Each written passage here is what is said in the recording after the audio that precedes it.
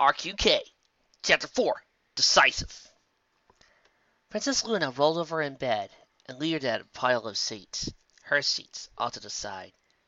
She reached out with her hoof, but found it laid out of her reach. Snoring, she whipped her head back onto her pillow.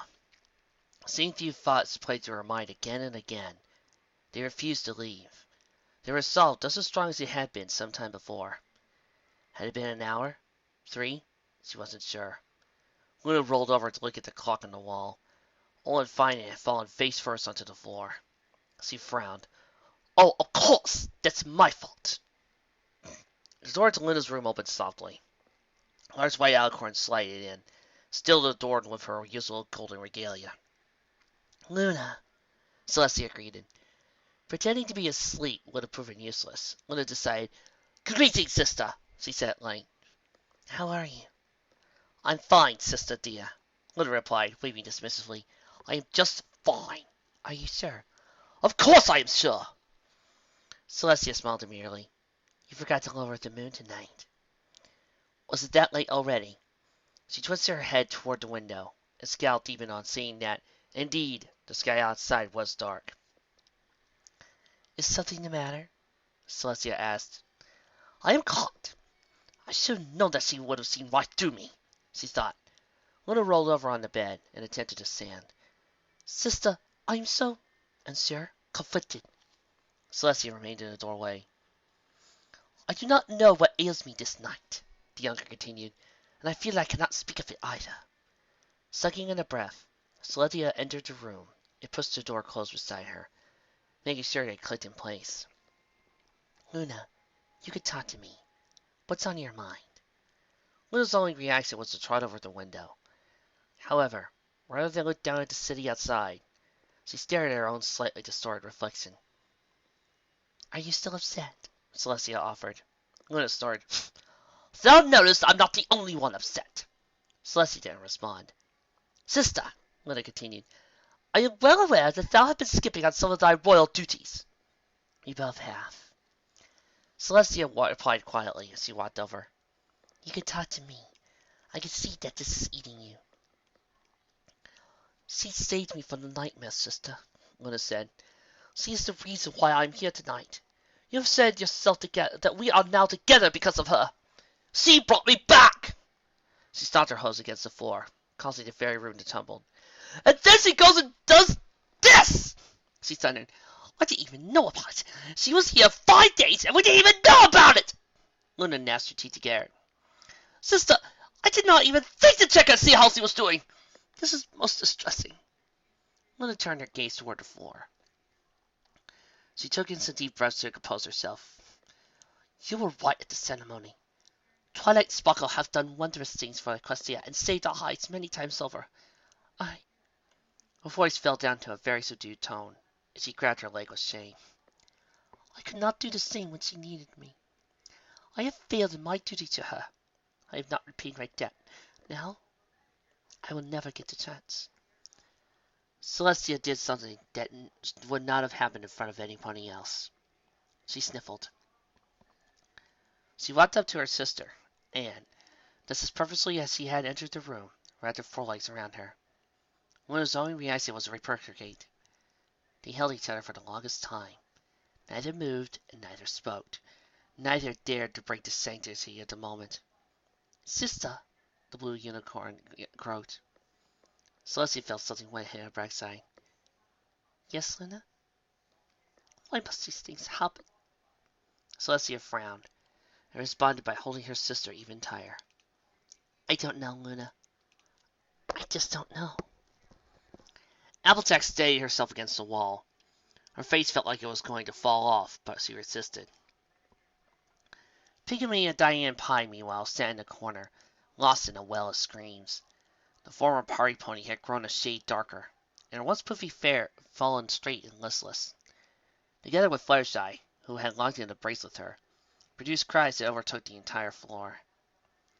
Rarity, meanwhile, planted herself on the couch nearby, burying her face in the pillow. The fabric between her now bore stains from mascara running down her face. And finally, Spike sat at the edge of the couch, having drawn near like a magnet, Unlike the others, Spike remained silent. The tears in his eyes forgot to fall. Furthermore, he forgot how to wail as well, just like a husk that looked like a baby dragon. Applejack stumbled towards the tower's large entryway. A cool breeze invaded the room as the door teetered back and forth on its hinges. As he hobbled over her thoughts, drifted towards the escapee.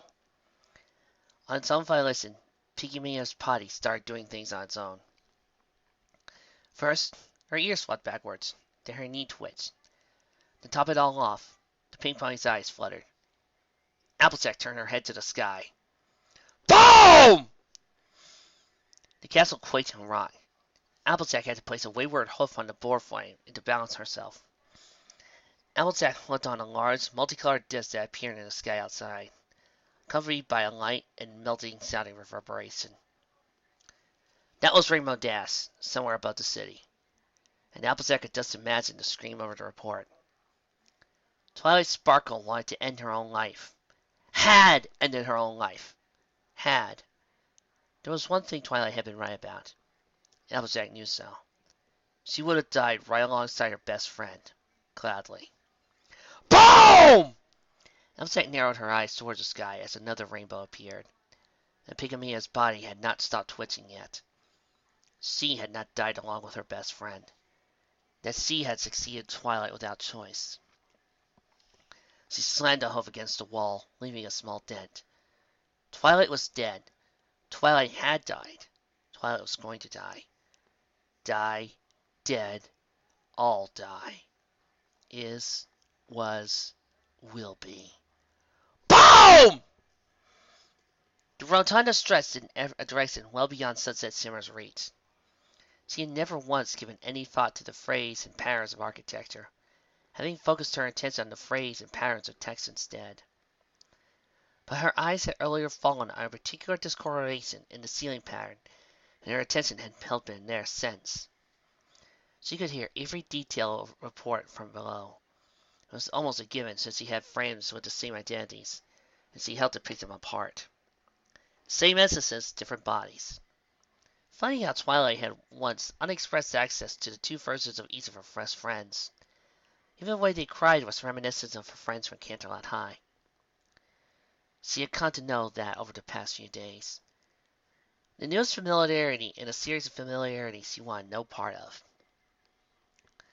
But now they were gone, and nothing stopped her from soaking in every reminder of her past failures. At Canterlot High she had done one thing right. In Equestria she had done everything wrong. Sunset let her head fall to the side. For a little bit, she let herself turn her focus to the tower on the other side of the castle, where her single greatest failure resisted. She had lost Celestia because she had pushed too far. Just like she had almost lost everything pushing too far during the fall formal.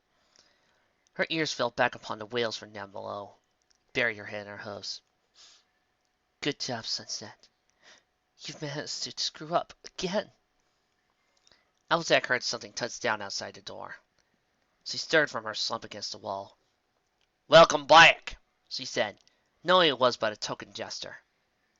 A cyan-colored Pegasus touched down on the landing in front of the student's tower. Rainbow Dash shook her mane out of her eyes and trotted inside.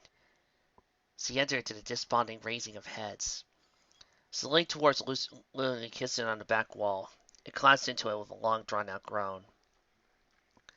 The room was silent save for the occasional sniffle and light sob. The rhythmic tick of the clock on the wall passed around them, and momentarily all of them lost themselves in it. "Oh, Twilight," Fireside said, trailing off as she reclined against the wall. The six shared several silent glances and offered nods of acknowledgment. "What are we going to do with her?" Faraday mused. "This is so typical of her, honestly!" Applejack shook her head, and half snored, half chortled. She then let herself sink back against the wall and adjusted her hat. Twilight had sacrificed herself before. Once with Chrysalis, once with T-Rex, now with the Nameless. Yup, it's our Twilight, Applejack thought. Sunset decided he had put it off long for enough. How long enough was escaped her. But noticing the shouts in the room had changed, been enough of an argument. With trepidation, she floated the ball over. "Hey, Twilight." Twilight Sparkle, I had been writing some equations down in a journal, looked up with interest. It took her a moment to register what was actually happening, but when she did, she let off a smile. Sunset! How good is it to see? She thought about her warning. No, hear you. You too, Twilight. Sunset replied warmly. I missed you so much. I know we brought each other, but still. Yes. How are all your friends doing? She asked as she resumed her work. Sunset blushed. They're doing pretty all right. They're kind of mad at me right now, though. I broke a parade float on accident. You what? Twilight asked, somewhat shocked. I broke an entire parade float. Twilight glanced up from her book, once more dumbfounded. How did that happen? I just, I just, I just accidentally the whole thing. I don't know what else to say. Honest, Twilight. I didn't mean it. Sunset said Willow Strong. Twilight snorted, stifling further laughter before resuming her writing. Sunset rubbed her leg out of shame, but let off a refreshing laugh. Anyways, what's happening with them? Twilight nodded. That's good. That's good, Anne. Her tone suddenly grew somber. How are my friends doing? Yellow Unicorn took a glance towards the stairwell. The downstairs was deathly quiet, and she knew why. It only meant that tears were over. Nothing else. She only did not know how to express that. Twilight heard nothing, but interpreted it all the same. She buried her face in her host. I guess I really messed up this time, huh? I don't know, Twilight. I mean... Sunset paused, trying to think of something, but only managed to sigh defeatedly. I don't know what I would have done if I were you. How could I say if I was right? That's not what I wanted to do, I know. I really don't know what else to do. I mean, there's no way I would let them get involved. Not this time. She paused in her writing, probably to page with a quill a few times, then lifted it away altogether. Twilight flipped back a page to see what else she had written, but after a solitary glance she closed it altogether. It's a difficult situation. I see you care for them. Well, is that what friends do? Of course, we look out for each other. I look after them, and they look after me. If I could, I would go to the ends of this world and back for them. He stopped a moment to think, and grinned melancholy. That's my way of doing that this time, I guess. Sunset swallowed. You would die for them? Twilight nodded. Yes. Sunset flinched. Die? For another pony? I've actually thought about this from time to time. Twilight began, nearly setting the quill down on the page. Usually after Spike's gone to bed or something like that. But I've given it special thought since I came up from the chamber. It's a fact of life, she earnestly explained. Everyone dies eventually. It's the price of having a life. And so I look at my friends, and I know. I know that every single one of us is going to go someday. I'm afraid of us being driven apart, Sunset. Death is one heck of a way to do it. Then Twilight Sparkle grinned. But you know the conclusion I reached? If I had to do it now so they would go on for another 60 years, then I'd do it a million times over. I will always make that choice. Because some ponies are worth dying for. Sunset simmered descended the staircase. Each stride took longer than the last, and her expression did not connect with anything but the floor. Tentatively, Spike stood up and walked over, intent on meeting her halfway. Well? He asked. Sunset shook her head inconclusively before she strolled to the kitchen area, setting her sights on the tea kettle. What did you talk about? He asked again. We talked a little about the lengths we go for each other, she said, like how she would do anything for you guys, including what she did. Spike hummed affirmatively. You know she would, Verity said, rolling on the sofa. She's a good mare. I'm just disappointed she didn't give us a chance to do the same. Sunset scratched the back of her head. I don't get the whole concept.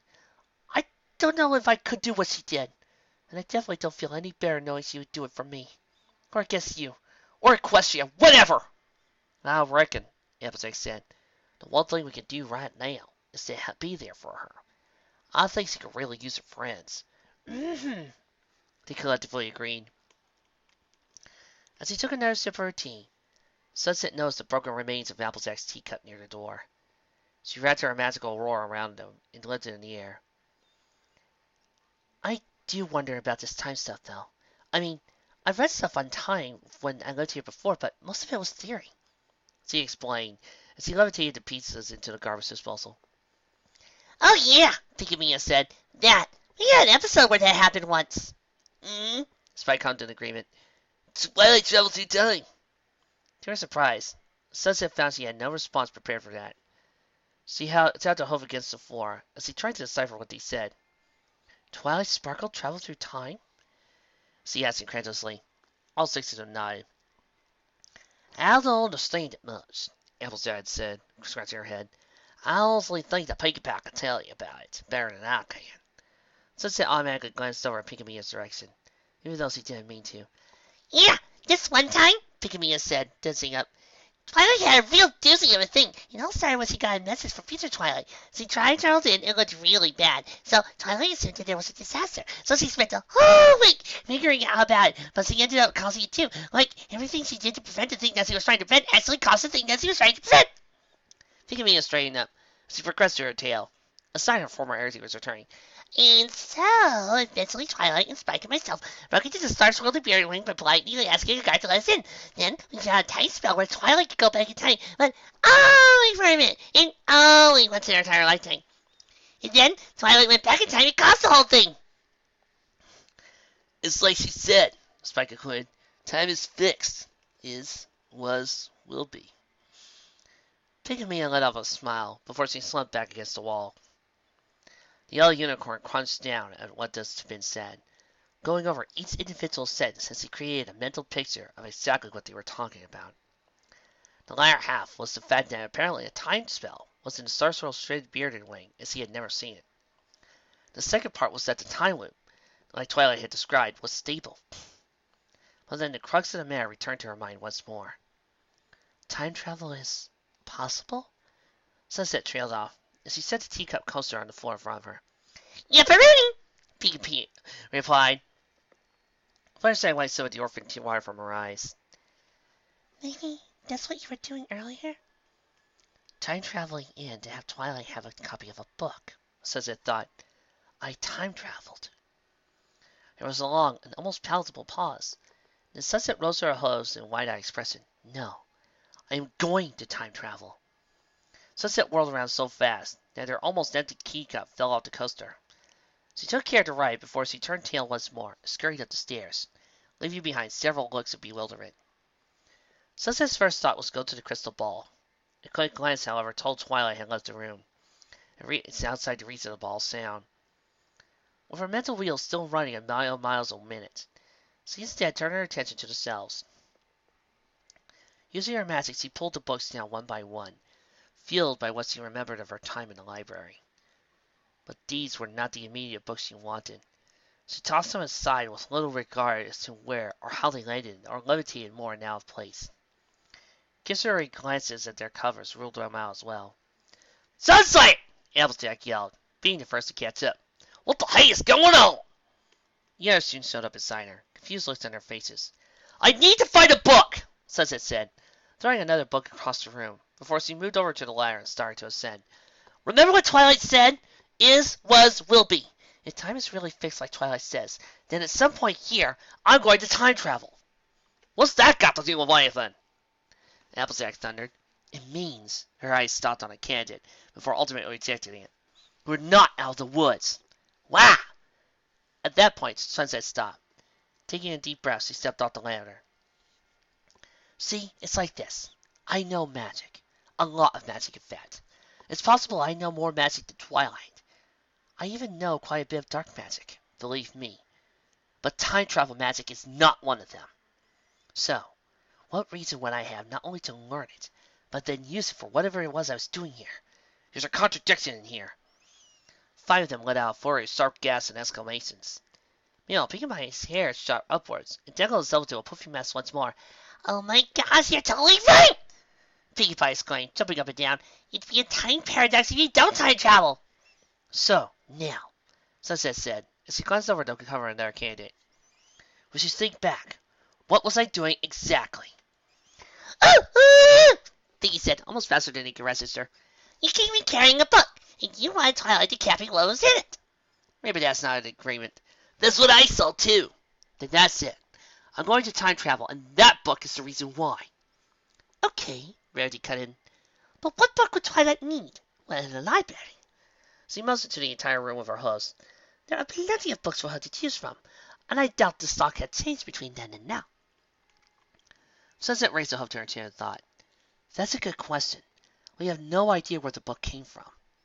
Well, I'll reckon we can't have a book appearing out thin air, Applejack said. It's gotta be somewhere. Twilight's read every book in here from up and down, Spike pointed out. But isn't that what her face Twilight gave this here place to? Moondancer. Moondancer hasn't she moved some books around? Spike shook his head. Yes, but she's only taken a few books. We talked to her 3 weeks ago, and she hasn't taken anything since we were here 3 weeks ago. Oh, yeah, but... Fine, Applejack conceded, crossing her forelegs. I know this is Twilight we're talking about. Then maybe it came from outside the collection, Rarity suggested. That seems to be the case. Sunset agreed. So, then the next question is where the outside is. You just Sunset time travel to your original book, Piggy argued. She must have gotten it from the future. Rainbow Dash sailed through the air above them. Will time travel, I think? I think I have to be soon enough. That's still in Equestria, though. Applejack nodded. Can't be too long from now, I say. But that's still pretty complicated, Rainbow Dash protested. I mean, why not just grab the book from wherever Twilight needs the book from and then just teleport in? Because then she needs to know where it was at the time, Fluttershy replied.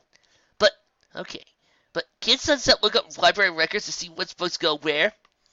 That still doesn't tell us what the mystery book is, Rarity said, shaking her head. The rainbow maned Pegasus growled loudly, throwing her hose exasperately into the air. Applejack gave herself a knock to her head. Okay, here's what I think.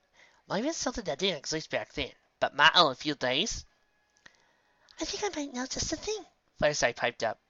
All of them, including Sunset, shared a collective glance. They were held to each other's attention for a long while, as if a very detailed and nuanced conversation was passing through their eyes. Spike sprinted over to the ball and took it in his hands. Twilight! Twilight! He called. There was no response. Twilight! He called again, a little more desperation. Yes? Twilight replied as he reached the top of the stairs. That, book that Future Sunset gave you, was it stuff on the name list? Twilight paused. Then she ran over those words meant outside her immediate message, nodding sagely. Yes, that's what it looks like. Why? I want to see it, Sunset said. Spike relayed her request, then looked at Sunset discerningly. Twilight cantered over to the desk and opened her copy of the book. It took a few cursory glances at some of the pages. At least, that's what I can gather. But I haven't been able to look at all of it yet. So far, a lot of this is a series of numbers. There's some computations in here at least, but she slid through some more pages. There's some notes scribbled in margins here, but pretty much everything else is just math. Sunset stared holes at the ball. The flowing curls of each letter appeared familiar to her. Honestly, Twilight continued, I had my doubts on whether or not it was actually nameless, but now that I think about it, yes. She ran her hoof along a couple of lines and Dexter chuckled. It might be a lot of numbers right now, but it might be possible to turn this into something legible. So hi, we were right! Applejack exclaimed. Yippee, we did it! Piggy cheered. In a moment there was a loud and bubbly boom before a shower of long, multicolored strands of paper rained down on all 7 of them. This was accompanied by a small round of laughter. Except for Rarity and Sunset. But with the former, the pink pony already held some constellations ready to go. Told you, Rarity. Steamer emergencies. Rarity's scowl deepened. Sunset, meanwhile, looked back and forth between the pages that she could see in the book. All the while her frown got deeper. Why can't it be regular words, though? Rainbow Dash asked, turning attention back to the mirror across the ball. I can read regular words, she said with a smirk. Right, Rarity concurred. There's very specific information in the Sun book. That's because mathematics can explain a lot of things, Twilight replied. I'm not all too surprised, really. She casually thrust through some more paces. If you ask me, this is the beginnings of a very complex spell. More complex than I've ever seen. Well, ain't that something? Applejack cooed, though there was a noticeable quiver in her voice. Hers drew up down to the eyebrow unicorn. Rarity seemed to reach the same conclusion and looked over. Sunset, dear. The unicorn didn't answer. Sunset shook her head. She had to be seeing things. Writing couldn't be familiar, could it? There's just one thing I'm confused about, Twilight said, scrutinizing the writing itself. This writing looks a bit familiar. I'm pretty sure I've seen it before, as in I've seen it quite recently. She leaned in carefully to discern the patterns of writing. Then Twilight gasped. She covered her mouth to keep it in, but was still audible. Sunset! This is... Yeah, Sunset said. She looked at the book and Twilight's grasp a gulp. That's my Hope writing, all right. I wrote that book. So, I'm going to write a spell. Twilight, Sunset trailed off for the umpteenth time. Yeah, Applejack said as he leaned against the wall. We know already. Pinkie Pie and Rainbow Dash were having their own private, unrelated conversation near the kitchen area. Spike, meanwhile, was plumped on the floor next to a ball, refusing to leave it. Sunset didn't want to particularly bother him anyways. Then, we know at least one thing, Rarity said. You don't have to be here any longer than 5 days, because by then you'll know if it works. Sunset scratched her head. She looked over at the crystal ball for a few moments, as thoughts came to mind. Ultimately, she didn't partake of it. I wonder what sort of spell, Flashlight thought aloud. I mean, that's what Twilight says anyways. Plus, that mathematics is too fancy for me, Applejack said, half complaining. I'll even the fog's what it is. Reckon you could tell it's bias. They went quiet for a few moments as they reflected what they had seen. However, wandering eyes eventually fell on Sunset, as Applejack's statement soaked in. She could tell them the best. Well, the way I see it, Sunset began, searching her mind, that spell is probably the ticket out of this. Within moments, the entire scene went from several disjointed areas to one singular case in which their attention was undivided. Sunset knew it had been choice of her words. Why would it not? There was something behind those words. I honestly don't know what the spell does yet. It could be the thing that kills the Nameless. Or maybe it'll let Twilight Sparkle hide behind the door. I don't know. Maybe it does both. Sunset stomped a hoof against the ground in determination. But it does something, and I'm going to find out. Her voice was full of resolve, excitement, the slightest tinge of bravado. Even if she knew she was going to write a spell, she could tell it was not going to be easy. Those that had been sitting immediately stood. Each of them wore small, intrigued grins. In fact, they were almost glowing. The best part, however, was they were looking to her, waiting, and see if she could give out some small direction of light in these new developments. In fact, Sunset had them in their corners, she prepared to do something that was possibly bigger than anything she had before. This must be how Twilight feels all the time, she thought. Then she smiled, finding herself tickled. This is going to be interesting.